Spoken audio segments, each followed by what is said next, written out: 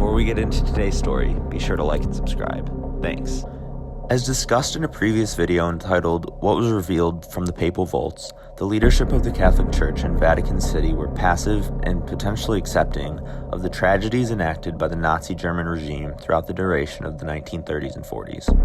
However, despite the aberrant beliefs held by Pope Pius XII and his inner circle, the heroic bravery displayed by many priests within the Catholic faith throughout the duration of the Holocaust have been long documented. Opening church doors in Catholic-owned homes to Jews amidst German persecution contributed to a countless number of lives being spared from the evil of Nazi Germany. Arguably, the most famous case of priestly heroism displayed throughout the tragedy of the Holocaust was that of Father Maximilian Kolbe, a man who ultimately sacrificed his life and died in horrific conditions after volunteering for another man while imprisoned in Auschwitz. Born Rożman Kolbe to a German father and a Polish mother in the Kingdom of Poland in 1894, his ethnicity would later shape his heroic act that would go on to define his life, which truly began to take its ultimate form when he was 12 years old. It was in 1906 where Maximilian claims to have had a vision of the Virgin Mary. In recalling the incident, Kolbe says, quote, "That night I asked the Mother of God what was to become of me. Then she came to me holding two crowns, one white and the other red. She asked me if I was willing to accept either of these crowns. The white one meant that I should persevere in purity, and the red, that I should become a martyr. I said that I would accept them both." Only a year later, Maximilian and his brother Francis joined the Conventual Franciscans, a religious order of priests within the Catholic faith. It was at this point that the young man whose birth name was Rożman was given his more recognized religious name, Maximilian. After obtaining a pair of doctorates in theology and philosophy and taking up what he felt to be a number of important causes within the Franciscan order, Maximilian Kolbe was officially ordained a priest in 1918.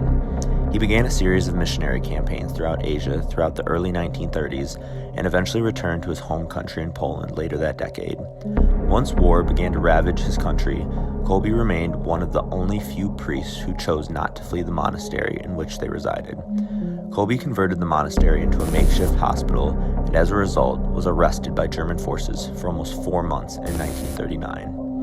While under German authority, Kolbe was proposed with a document on account of his father's German ancestry. It was proposed that if Kolbe signed the document, he would have rights almost equal to that of German citizens. However, signing such a document would be a show of being complicit with the German reign, and he refused to sign it. Despite his official act of defiance and his regularly being checked upon as a producer of religious documents, Kolbe would help to hide an estimated 2,000 Jewish people who were being at this time more heavily persecuted by Nazi forces. Unfortunately, by February of 1941, the monastery being used as a hideout location was shut down, and Kolbe, along with 4 others who went with him, found himself in Pauiak prison under arrest. He was transferred to Auschwitz in May of that year as prisoner number 16,670. While in prison in Auschwitz, he was subject to particular beatings and lashings on account of his priesthood, but continued to act as a religious figurehead despite the tortures of the concentration camp. In July of 1941, a prisoner managed to escape Auschwitz. As a result, the deputy camp director, Karl Fritsch, chose 10 men to starve to death in order to discourage others from escaping. Karl Fritsch was a regular practitioner of the starvation method as a means for reinforcing the idea that escape was not allowed, and as a high-ranking officer within the Nazi SS organization, was perhaps one of the most evil embodiments of the horrific actions that took place during this time. However, one of his most noted encounters was with that of Maximilian Kolbe. As Fritsch was making his selections for who would be starved as a result of the escaped prisoner, one particular man among the 10 begged to stay alive, shouting, "My wife, my children." Maximilian Kolbe stepped up to take the place of the family man and honor the vision he had had as a young boy, wherein he promised to persevere in purity and accept the fate of a martyr.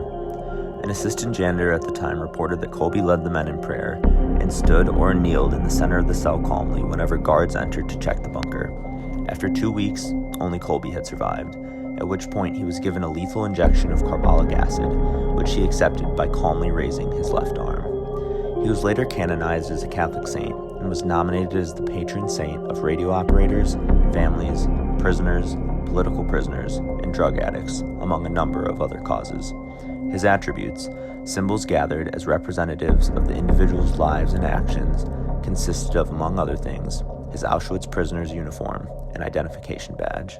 As well, interestingly, serving as relics, which in the Catholic faith are physical remains of a saint, are hairs from his head and beard that were preserved by Franciscan barbers whom Maximilian Kolbe lived with in his friary. Other personal artifacts, such as clothing of Maximilian Kolbe, are on display in a number of places inhabited by Kolbe throughout his life, including his monastery living space. There isn't a high enough honor to be placed upon a man who willingly accepts torture and death on behalf of another.